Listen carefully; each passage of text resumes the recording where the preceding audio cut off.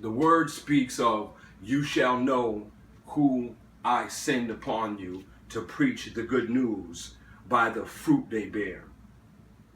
And the Lord thy God will know his sheep, for when he speaks and his word is fluttered out throughout the wilderness, they shall know his voice. When your parents call you, you know your parents' voice over strangers, don't you?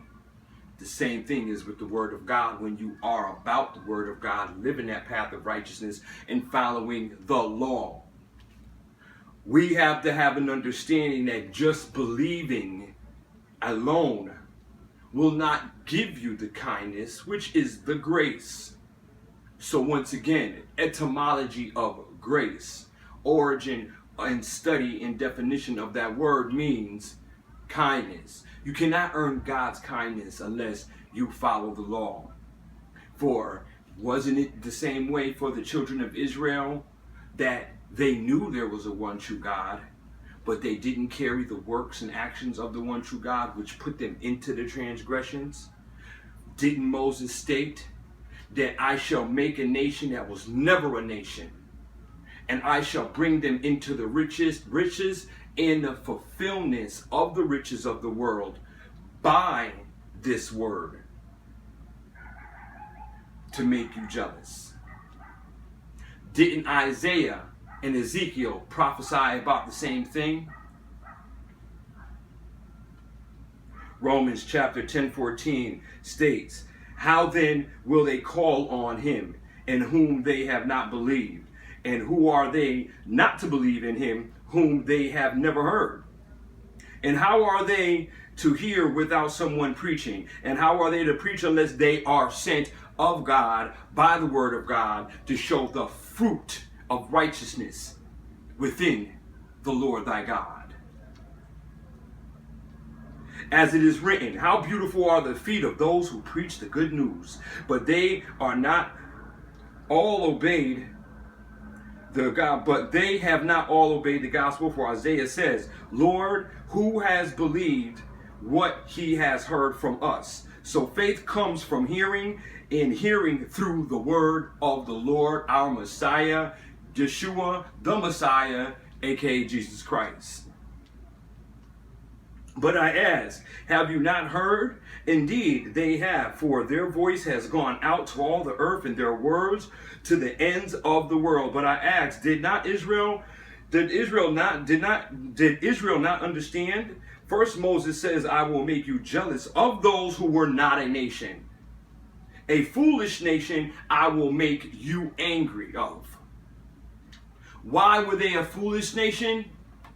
Because since the beginning of time, they only cared about the material things, the glory of the gold and rocks and everything else, because that was their fascination. The more material things they had, the more money they had, the more they can flaunt it off, because that was their importance. Not the spiritualism of what the one true God made this world and what he made the human race to be. But I ask, did Israel not understand? First Moses said, again, I will make you jealous of those who were not a nation, and a foolish nation I will make you angry. And Isaiah is so bold as to say, I have been found by those who did not seek me. I have shown myself to those who did not ask for me.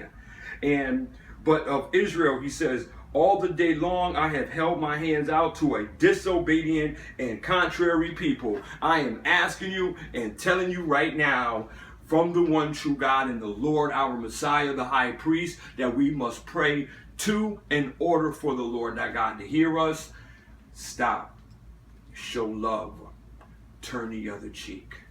Wasn't that the law that the Messiah spoke of? Because he knew there was going to be a time of the awakening. He knew that they would come upon these people, the oppression, the killing off of these people. But he said to turn the other cheek no matter what they do. Because we already know.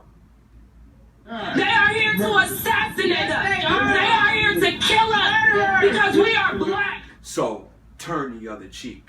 Hold fast in prayer by faith. For all these things must come to pass in order for the Lord thy God to show his glory, as he did in the times of Pharaoh, as he did in the times of Nebuchadnezzar, as he did in the times of Sodom and Gomorrah and in Noah's days.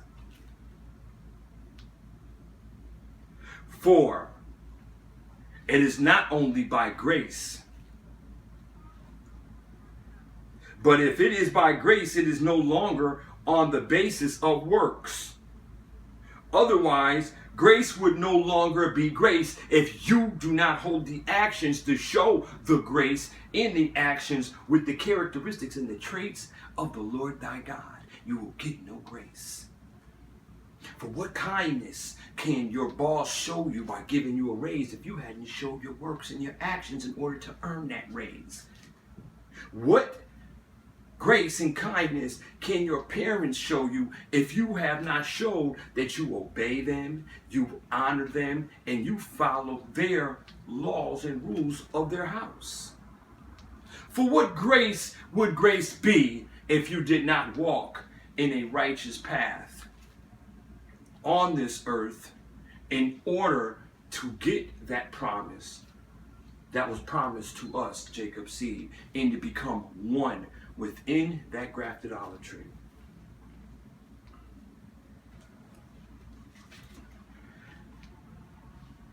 Second John 10:10. For if anyone comes to you and does not bring you this good teaching, do not receive him into your house or give him any greeting, for you are just a part of the wickedness and any atrocity by inviting them in, by welcoming them, by even entertaining the conversation with them. So I come with the good news of love, with the good news of grafting of the olive tree. For the scriptures state, if you were a wild root in the wilderness and not a part of this olive tree, and the Lord thy God through the new covenant has brought you into the fulfillment of this word to become a part of this grafted olive tree, shouldn't you also be saved by grace and show the works and actions of the one true God in order to be saved by this word? And if it wasn't for the transgressions of the nation and the people of Israel, which put them into this oppression and brought you into the fulfillment, shouldn't you also suffer the same consequences, knowing that it was by their blood and their God that you shall be saved?